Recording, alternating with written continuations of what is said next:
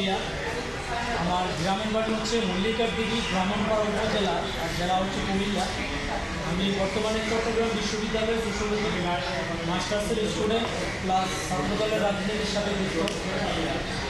তো আমার পরিবার হচ্ছে বিএনপি পরিবার। আমরা 5 ভাই, 5 ভাইয়ের মধ্যে সকলে বিএনপি রাজনীতির সাথে যুক্ত। আমার বড় ভাই পাশে যিনি আছেন ইয়াসিন আরাফাত, উনি হচ্ছে সাবেক ছাত্রদল নেতা, যুবদল নেতা, বর্তমানে বিএনপি রাজনীতির সাথে যুক্ত।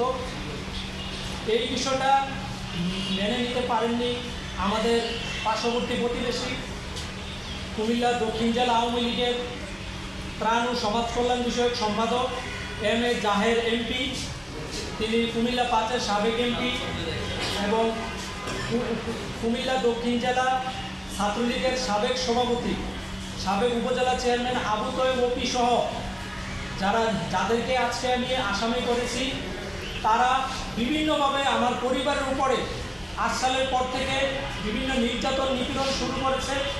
আমার বড় ভাইকে ইয়াসিন আরাফাত, ওনাকে 8 সালের পর থেকে অনেকবার গ্রেপ্তার করে দীর্ঘদিন কারাগারে বন্দী ছিল এবং একটা সময় 15 সালে যখন অবরোধ চলতেছিল, তখন আমার বড় ভাইকে ক্রস ফায়ার এবং গ্রেপ্তার করে গুম করার একটি ষড়যন্ত্র হওয়ার কারণে আমার বড় ভাই এলাকা ছেড়ে চলে যায়, ফেরারি আসামি হিসেবে ফেরারি জীবনযাপন করত।